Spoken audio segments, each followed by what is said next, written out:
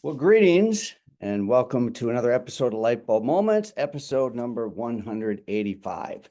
Thanks for being with us today, whether you're joining us live or whether you're listening to the podcast or watching the YouTube recording. We are very glad you're with us. Lightbulb moment is a realization, enlightenment, or inspiration. Often it comes in a form like this.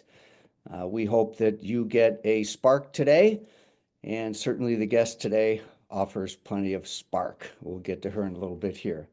I'd like to give a shout out to a couple of our sponsors, Zenoti and Lightheart Sanders. Thanks for helping to sponsor this forum. And I wanted to just take a quick moment to connect to our last episode. And then also speak to something that's coming up now weeks away, and that is our 4th annual Phil Conference. Hence my orange glasses, because orange is the color of the fill. And what I wanted to do is connect the dot for our guest last week, which was episode number 184. You definitely want to watch it because it is 3 generations bringing play into culture, work, schools, etc., from the foremost authority and the person who literally wrote the book on play, 92-year-old Dr. Stuart Brown. I'm super excited to announce that at the Phil, we will be featuring Mia Sundstrom, who is the granddaughter and is a passionate promoter and is carrying on the legacy of the Institute of Play.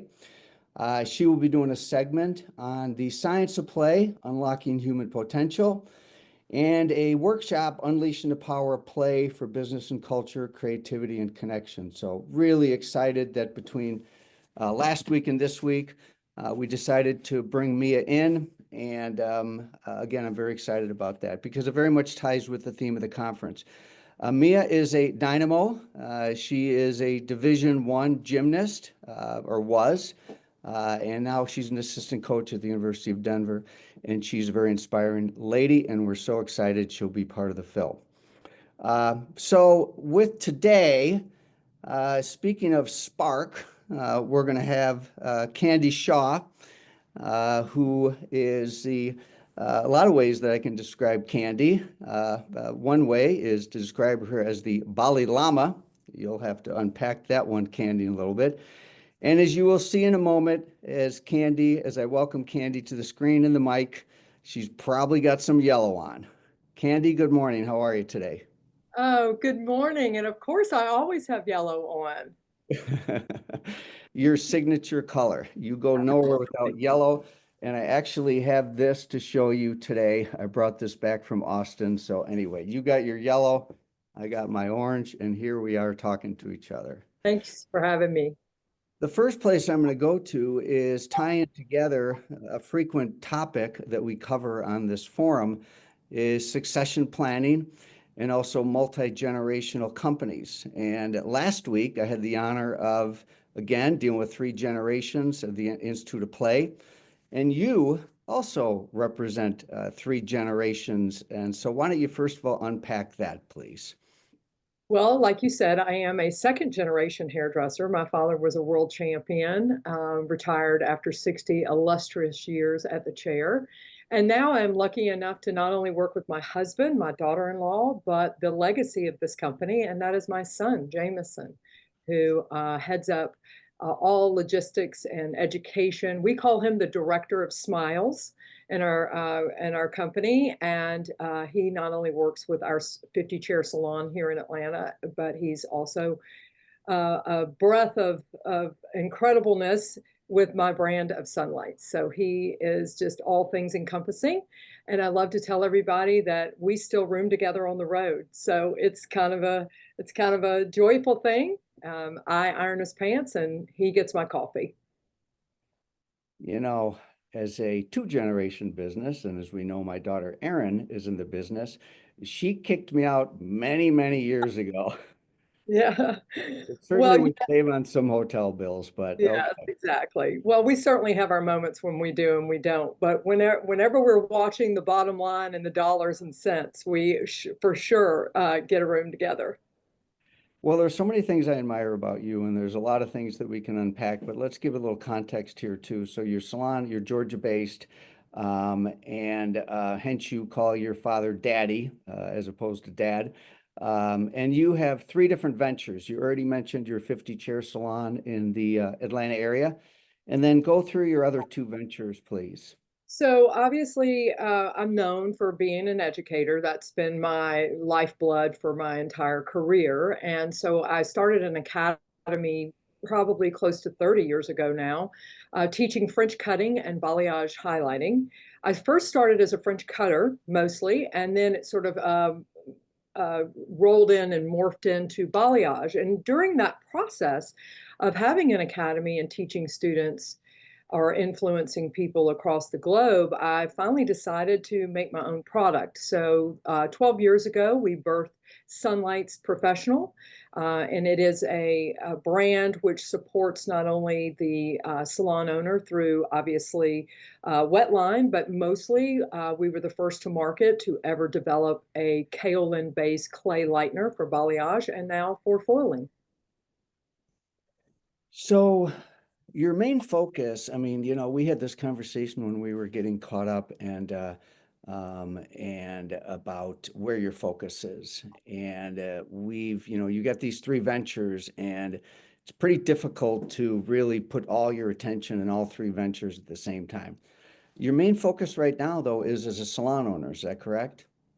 I would absolutely have to say that, Tom. I put my entire breath, weight, and energy behind birthing the brand of SUNLIGHTS, and now it's doing really well, and we are I wouldn't say on autopilot, but there's ways that you can step back from leaning into that quite so much as it relates to how we do it. I have over 65 educators across the nation that teach on behalf of the brand that have come through my Train the Trainer program. So right now, SUNLIGHTS, of course, is tried and true. We do all the shows, we do distributor events, and of course, we have our 12,000 square foot facility here in Atlanta where we do our training. So fortunately, we have a lot of those systems in place, and fortunately, Jamison is able to handle much of that, and I'm just now the talent that kind of comes in and shows up. And through that process, and I just would like to say to your listeners is, for everything that you focus on, there's obviously something that lacks your love and your attention. And through that process, a lot of learning lessons as to, what that does as from a salon standpoint. Now, from a salon standpoint, it of course attracted a lot of people wanting to work for the Balay Lama or wanting to know about our training program because you don't have to go to beauty school in Georgia, which is unique. But at the same time, I found that there was a need for me to get back in the business and work on the business. I work at the chair 2 days a week, which a lot of people still can't believe. It's just helps me kind of keep a pulse on being a great educator, but also being in the trenches with my staff members and showing them that. So we went through a massive renovation, over a year renovation of not only our strip center, but also our salon here in Atlanta. And during that time, I felt like we needed not only, everything from head to toe. It wasn't just the face or the facade that needed to be looked at. It was all the strategies that we were doing. And more importantly, how we could dust off some old tactics and relook at the scripts and the systems of Jamison Shaw. And that's where my focus lies right now. You always have some colorful ways of describing things that I either haven't heard before or whatever, but you talked about driving a cigarette bus, comparing that Cigarette boat. a cigarette boat compared to multi-location and staying nimble. Let's talk about that for a moment. Well, that's funny you should mention that. That was actually a thing that my father used to always say. We're not driving the Titanic, people who have multiple locations, which I, you know, very much respect those who can go out and scale their formula, so to speak, into multiple locations. But it was always my father's belief that he never wanted anything he couldn't put the key in the door at night. It was just the way he was built. He had an eighth grade education. He learned to cut hair in the Air Force. So he has a really fun and incredible story about being a championship hairdresser, and why that really sort of folded into how we've always chosen to run our business is that, you know, back in the day when people were going spa or people were going big or people were, things were becoming very fragmented. You know, would have the barbering shops or the blow dry bars or, you know, the lash bar, everything was getting very fragmented. It was my father's um, love of this business and just how he wanted to always operate more like a cigarette boat. And what I mean by that is it keeps us extremely nimble. We can make changes on a dime. I mean, if tomorrow morning I decide that we're all going to wear red, you know, that's what we do. Or, you know, if we're going to go up on pricing, or if we're going to look at certain strategies or things that we may or may not change, you know, we're a little bit more nimble. And I think in today's landscape, things have gotten well, for lack of a better word, very disrupted. You know, there's a lot of opinions out there of how to run a business, and it's not just as cookie cutter as the days of last. And you know, I think being more nimble has allowed us the opportunity to make changes on the fly. Good, bad, or indifferent. We all know that we've had our struggles and we've had our falls, but more importantly for us, it's certainly helped keep us current, keep us trending, and you know, keep us one of the best in our city. You mentioned the word streamline quite a bit. Streamlining this, streamlining that. That was sort of a theme to some of what we talked about for your salon. You want to go there for a moment? Sure. I mean, I think what I have seen is, you know, we used to be of a place where we would take, for instance, a new protege, and we would spend the next year to year and a half, you know, developing them, getting them ready to go out on the floor, getting, you know, teaching them all the things about profitability and, you know, systems of how we do French cutting or balayage. And everything now has, you know, what used to be the novel is now the cliff notes, you know. And so every strategy that I'm looking at now is how can I make it quicker? Because when you think about today's society, you know, people spend 6 to 8 hours a day on their phone. So everything we've done has gone digital, you know, digital education to our staff members, everything from how we hire, you know, how we're beginning to use AI, how we're using other resources to get things streamlined and buttoned up and tightened up. You know, people just have a very short attention span now, you know, and that goes along with even our guests. I told you on one of your podcasts right through COVID that the art of French cutting and balayage really saved my business because it was extremely fast and very efficient. And so I've kind of taken that philosophy of, you know, quality and, you know, developed it into how we can take that quality, you know, pilfer the things that are important out of our systems and really put our weight and focus behind those things that truly matter. Yeah, now you mentioned that you had some attrition, and you're not the Lone Ranger in that area. In fact, I was on a call with someone yesterday, and there's a couple large players that have massive locations, and they're considering closing one just because of recent attrition. So you've also experienced some attrition. Absolutely. I don't think anybody is attrition proof. Certainly, there's all kinds of reasonings, whether someone retires, moves, or goes. I think one of the things that I was saying to you yesterday that kind of um, has really got me fired up in this industry is that hairdressing has become a hobby. Yeah, hold And there. uh-oh. No, I want to stick that landing. Uh, Yeah. I just want that to sink in, you know. Say that one more time.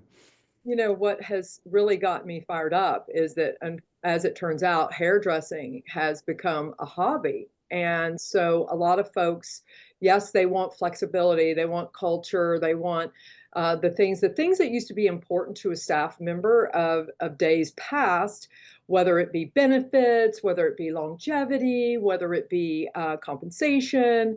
A lot of those things, the script has flipped. You know, what folks are looking for right now is it's very transactional behavior. And what I mean by that is, you know, what they're seeking is the flexibility, yes, the culture, yes, those types of things, but they always have plan B in the pocket. You know, when I came through this industry, I never even dreamed of doing anything but hair. It was all I ever knew. I woke up every morning wanting to do it. I went to bed every night getting excited about waking up the next day to do it again. But now, I mean, everyone is, oh, I'm going to be a hairdresser. Oh, I have a camera. I'm a photographer. No, I'm a yoga instructor. Maybe I'll be a dog walker, and that really is hard for salon owners to put their weight behind the training, all the investment that we put in them, everything to not get an ROI, or if that ROI is 3 to 5 years long. Yeah. One of the days, and yes, I have 15, 20, 25-year employees in my company, no doubt, but that mindset has shifted and changed. And so therefore, we've had to change, our approach in that and, really truly, how we're approaching the hobby mentality. Yeah. Transactional, hobby. I mean, I want to keep unpacking those. I reached behind me. I had you pause there for a second because, here's data from a recent compensation study we did showing the average amount of hours worked is 24.3. Mhm. Honestly, the amount of growth that will be unlocked in this industry if it was 2 more hours per week is absolutely astronomical. I mean, I really think that I'm not gonna go on a rant here, by the way, but it's gonna get close. I really think that you're hitting on something really important right now, and that is hobby versus a profession. And it's a really big issue, this declining number of hours. So anyway, and then the whole piece about transactional. Let's stay there a little bit longer. And it's like, I think you were mentioning it's that you have to become transactional today with your staff, which is sort of counterintuitive to heart-centered people like yourself, myself, and most of the owners who work with. So let's talk about that, becoming more transactional. And I think you also said, hey, if you could get 5 to 7 years out of someone, you are winning. Yeah. Well, I think it's true. And I hate to feel like that because I'm a very much a family woman. I'm the third generation or, have a third generation business. I'm all about taking care of my people, investing in them both professionally, personally, helping them be the best versions of themselves. And I had to kind of really step back for a minute and recognize that maybe people just really didn't want that. you know Maybe it wasn't all that love and all that togetherness. So I've changed a lot of things that I thought were very important. I mean, we force ourselves to think some things in our business are important to everyone, but what I've recognized is I've had to realize that they're not. I took a big group of stylists one time on a cruise, and I'll tell you this just very quickly. And I made all these details, and Tom, I'm a detail girl, right? I'm all about the details. I mean, I had rented limousines and did all this stuff and made all the bags and just did everything to make everybody feel like they were just a part of this incredible company. And then the boat took off, and all they cared about was the free t-shirt at the, celebratory limbo contest. And I thought to myself, wow, okay, so all of this stuff that I just did for you didn't really excite you. Really what excited you was the instantaneous win, Mhm. and it was kind of like, a moment of just kind of self-reflection about, do all these Christmas parties really matter? Do all these celebrations that we spend together really matter? Do you really care about our wellness day? Do you really care about those things? And yes, I don't run my company on the attitudes of some. I try to find the median and, come right into the middle where, some do miss some of that of love and all that. And I'm not saying that we don't run it out of love. It's just, what is it that they truly want? Yeah. And, transactional, I have just recognized it's like a 1 minute manager. You just manage the moment in real time, because if you think about how our brains are now programmed, everything is instant. We're getting what we want instant. And so I have to think instant. And so that's what I mean when I speak to transactionally. I have to try to have some great strategies and systems, but I also have to manage the moment. Think instant. Yeah, that's a light bulb moment right there. Um, you you also have this whole thing. So we talked a little bit about hobby, becoming transactional, and then also talked about, some of the concerns you have about the industry. For example, what's happened in the schools, and talk about that for a moment. Well, I mean, there's a lot of data out there that suggests that a lot of kids are getting back into schools, but then the data is whether they stay in school and they actually graduate. And then the other data that's kind of scary is that, placement rate, when they get out of school and how long they stay in that placement. And, you know, um, a lot of that has one of my biggest passions is trying to make hairdressing a first choice career. And like I said before, it has become extremely like a hobby. Like, well, if this doesn't work, maybe then I can have, plan B and I can do this or I can do that. And, I have to say, Tom, and I want to be very clear to your listeners, I've been at this a really long time, with my father. He was a little bit like E.F. Hutton, when he spoke, everyone listened. I do think that leadership of the past has forced on a lot of independence of the future. And I say that, knowing that, our leadership styles, of the way that people kind of came in and checked their mail and got a successful business and then put it on coast, caused this culture malfunction. And when things changed with Gen Z's, Y's, X, we just thought, it would be okay. And really, the what happened was two things. Number one, kids in school were being told that they could go out on their own and they could do it on their own, right? So they were getting told that. And then number two, we weren't doing a good enough job showing them, the why, and teaching them the why. And so I do feel like part of the issue was twofold: COVID, working from home, things changing, the rise of entrepreneurialism and the importance of being your own boss. But I think people can also have their cake and eat it too, and they didn't understand the true, maybe always the true math and what was going on there. But I don't think it's the wrong thing. I just think that we can't have this us against them against us mentality. We've got to pivot. We've got to be nimble. We've got to strategize as salon owners as to how we collect the people who do want to be on that ride. And it's going to start in the schools. And, it needs to start in the schools. People need to not call their beauty schools or their institutions and say, hey, do you have anybody I can hire? I'm looking for people. I mean, that's like a death sentence. No, you got to get to the schools. You got to teach the schools. You got to educate the schools. You got to educate the educators. I think we have to put a lot more of our weight behind the teachers, and part of what I've always done is try to focus on, the why and getting that why even into high school and before.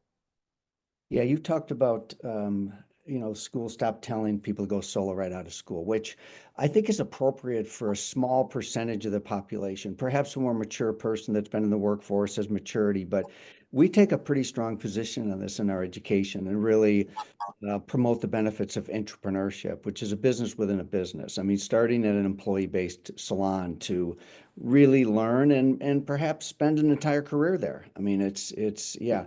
You had a play of words when it came to entrepreneurship, and I love that one. Why don't you talk about that for a moment? Well, I think the sad reality is, and of course I'm a woman, and just to be clear, this industry is made up of 85% women, right? So I speak from a wise woman of entrepreneurship, is that no one ever tells you that entrepreneurism really stands for intrapreneurism. And what I mean by that is there's just a lot of crap that goes on that no one really aligns you with. And part of my mission is to get women out of the break room and into the boardroom, and get them a voice at the table. As I was reared as a woman of, my father, I mean, it was a hard act to follow, and I'm sure Aaron feels the same way. Coming after a father is, a lot, if you think of businesses in general, it's, the father and son, and so the father to daughter transition, had definitely been quite a wake up call, because for what my dad could say and do versus what I could say and do were certainly vastly different. And so I do think that no one speaks to, all of the downsides of things, and not to always bring up the 600-pound gorilla in the room, but I do think that we've got to do a better job of people understanding and not just becoming the shiny new thing. And I think a lot of folks, get FOMO, and they think with social media, oh my gosh, I got to go out on my own. I got to do this because if I don't, I'm going to look weak, or I'm going to look like I can't. And that's so not true. What you just said there was very profound. Making a business under a business and being your brand within a brand, I think is an important message. Yeah, it also means you don't have to be like Scott and Austin Randolph, who were guests about a month ago. And during their prep call, they were both installing a hot water heater, which the entrepreneurs really don't do that. I've worked with entrepreneurs my entire career, small businesses over 40 years, and I'm a big fan of entrepreneurship and love to support creative entrepreneurs. I will also tell you this, most entrepreneurs are miserable. And most entrepreneurs really didn't know what they signed up for. And it's definitely has its risk and rewards. And I do think that people are being sold a bill of goods. And I would say that about 10% of the people really have the right psychological, financial, all that kind of makeup to be an entrepreneur. So I'm, Emotional, yeah. So right? now, you also had some things that we went over that had to do with what causes people to leave. And again, I mean, I think we're still on the same topic here and some of the noise out there. You want to talk about that for a moment? Yeah, I kind of alluded to it, but I do think that there has been a big push. It's a big pain point for me, that as a salon owner, and you're so right, Tom. I mean, no one really talks about, I say that my husband is the only plumber that wears Prada. I mean, he, we're in constant fix mode and constant what do we have to do mode. And, it's very difficult. I have three children, and two of my other children obviously are not in the business. And it's very difficult running a business when the rabbit has the gun. And, and I say that lovingly, for anybody who's been in my seat. And I don't say it to discredit, what I signed up for, because I signed up for this. So I have to remind myself that, in many occasions when I go down my pity party road. But I do think it's important to recognize that it is very difficult to run a business with the ideology that any moment someone can walk into your office and take what you have taught them, invested in them, shown them, and pick it up and just literally take it, elsewhere, take it down the street. And, I've seen a lot of people on social media saying, they're not, people aren't yours to begin with, and you shouldn't care about that and you shouldn't, but it's really hard when you are a creative, which creatives have an emotional bank account, right? And they put a lot of emotional um, um, uh, acumen into people. And it's really hard to continue to run a business when you continue to get deflated by attrition or someone leaving. And, you have to ask yourself with every single person that walks out, what could I have done differently? What would I have done differently? What could they have done differently? Where should I have stopped that train? Where should I have not taken a detour?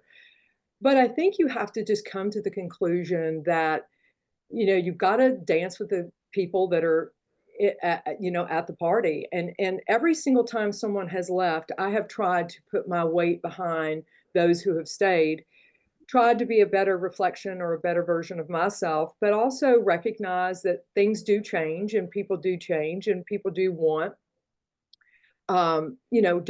different seasons in their life.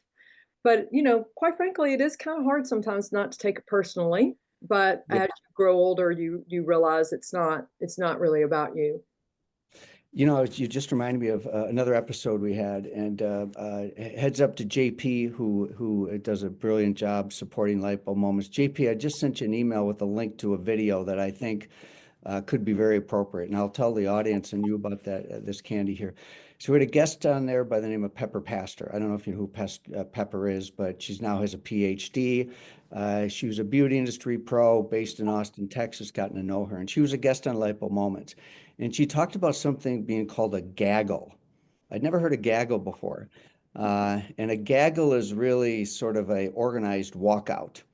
And it's more unique to our industry than we might realize. So JP, if you can be quick on the draw, someone passed on to me a very spliced version of that with I think our listeners might be interested in. But now you really talked about the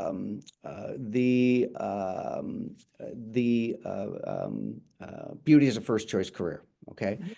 And I've known of you for years and years and years, Candy, but where we got to know each other and hang out and enjoy each other's company, at least I enjoy your company, I enjoy your husband's company, and Jamison too, but it was all because we were on a mission-driven organization called Beauty Changes Lives, which really is about beauty becoming a first choice career.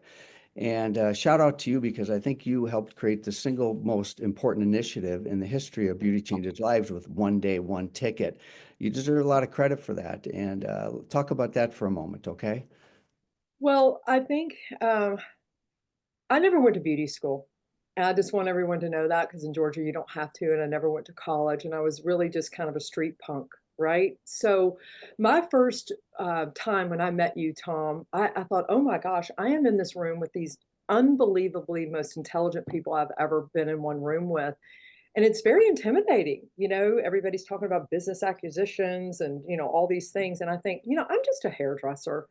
I'm just, that's my first priority. That's my first love is doing hair and being who I am. And so when I got the call to be on the Beauty Changes Lives board, part of what you have to do when you sit on many boards is you have a give get. And, you need to either give a little or get a little. And, most people like you and I, we don't like to ask for money, right? We don't like to sit around and say, okay, give me money, right? So I came up with the initiative and the idea of instead of going to manufacturers trying to get sponsorship, why don't we have uh, a collective fun run, a collective car wash, a collective initiative, Earth Day, call it what you want, and get the community behind the responsibility of making beauty a first choice career. It's not about whether, any type name a brand, you name a brand. It's not about the brands doing it, right? It's really not even about the schools so much always doing it. It's really about the community that you have within your own salon. Like, aren't you responsible for who's going to work next to you? Like that should be all of our responsibility. So I came up with the one ticket initiative where you could donate one ticket from the day and just give back the gift of your talents in order to make little impact into big impact. And the first year it was, wildly successful, and, it's grown every year. But I think the most important part is, it supports scholarships to not only teachers and to cosmetology or estheticians, nail techs, barbering, anyone wanting to enter into school, but it also raises awareness. And I think that we can't sit and be part of the complaint department. We have to be part of the solution. And I just feel like a lot of people, bang the pots and pans. They're upset. Salon owners are mad about recruitment. They're mad about we don't have a labor shortage. We have a talent shortage. There's a major difference between labor and talent. And so for me, it was about putting my weight behind getting the family and the community to really care more about this in a grassroots effort. Yeah, well, it's a brilliant initiative. And you talked about being intimidated coming into a Beauty Changes Live board meeting. It's funny how you could be intimidated by the opposite. And you bring tremendous wisdom, strength, knowledge, intelligence, all of it. And always remember what Will Rogers said, and that is, everybody's ignorant, but only on different subjects. That's And, true, and really. so your brilliance is there right in front of all of us. You talked about some of the phrases you use are so relatable to me. And one that you wrote down and I highlighted is that, you and I talked about having a lot on our plate and this and that, and you said, yeah, we all have too many tabs open. I love that term. Mhm. Well, it is true. Sometimes, well, one of the things that I teach in the classroom, as much as I teach just to anyone, is slow down to speed up, Mhm. right? And if you're doing 90 to 30 with no helmet, you're likely going to crash. And so for me, I often have to close down the tabs and start over a little bit. So I have to step back and look from the outside in. Sometimes I have to look from the inside out. But we all complain or mention, oh, we're busy. I'm so sorry I didn't have the phone call. Sorry I didn't call you. Or, excuse, excuse, excuse. And I always love to just start, an email off with, hey, I dropped the ball. I got too many tabs open. And I think it just gets a laugh out of everybody, because the reality is there's not a person, whether you're running 3 companies, 1 company, or you're on your own, that doesn't feel that way. I'm going to bring up one more thing before we wrap up here. And to end on a positive note, of course, this whole conversation has been positive. Always love talking to you, and your wisdom and the way you look at things in life and all of that. But you talked about the pendulum swinging back. Talk about that for a moment, okay? Well, I really truly believe, because I am in the classroom, probably 2 to 3 weekends a month, and I'm in the trenches with not only salon owners, students, people who are just graduated, people who are 40 years in their career. And I do hear a lot of talk about the pendulum swinging more back towards being an employee at a company who can take all that headache out of it for you. And I think that people are recognizing that that shiny new thing, or that FOMO that calls them to leap and learn, quite frankly, they've been getting water out of the boat ever since. So I feel like people are finally coming, all that noise is sort of calming down a little bit about, oh my gosh, if you're not on your own, you're a failure. And people are recognizing that education, culture, flexibility, all those things are sitting wonderfully poised into team-based or employee-based salons. And I think the one thing that I hear from everyone, because I ask them from the independent to the salon owner, you know, what is the most important thing that matters to you in business? Now, aside from profit, aside from success, aside from those things that we all know that that's what we thrive and strive to be, and that is people. And I tell people all the time, relationships will add to your bottom line of success greater than any single number thing that you can do, whether it's in a classroom, whether it's a mentorship, whether it's getting involved in your community, wherever it is. And it's about relationships. And I think picking up the phone and calling someone needs to be on your list of things to do, because we're far too often in a text behind the screen, behind a wall. And I see the pendulum swinging back to the heartbeat of why this industry is one of the greatest industries on earth. And that is people like you, our relationships, the fact that I could call you anytime, Tom, and say, hey, I'm in a pickle. You know, what should I do about this? And not feel like a failure.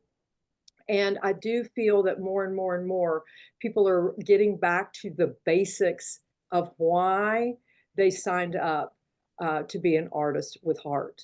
And of course, none of us signed up to be a starving artist. But more importantly, I think when you become a hairstylist, you become a part of something greater. You have a license to touch. And having that license to touch people, you know, there's no amount of money greater than the feeling of making a woman or man look and feel beautiful. And so I do feel like that team really adds to that. And those relationships certainly help you along the way. Standing on your own, you know, I think it was an old prophet that said, you can go, if you want to go fast, go alone. If you want to go far, go together. I love that phrase. I've used it frequently myself. I just had a realization right now. I was thinking about Jamison, who might be tuned in today, and we maybe should have invited him in too, so this could be part of our multi-generational series of podcasts, but it is anyway with you being part of it. Everybody give Candy a virtual round of applause. Give her a little shout out in the chat Thank there, you. whether you're live or whether you're listening to the podcast. So listen, I have this. This is my single yellow light bulb that I have right here. But what you're going to get is you're going to get your second $1 million light bulb. Thanks again for being such a great guest, a repeat guest. What a great session, everybody. Listen to this not once, but listen to it twice. Candy, you're a star, and you shine bright. So thanks for being my guest today. Thank you, Phil. And I'm I'm Phil. Tom, by the way. I say Phil 2026 is in my future. Okay, gotcha. Perfect. Thanks again, everybody, for tuning in. Candy, always a delight. And we look forward to seeing you all next week. Bye now. Thanks Thank again. you.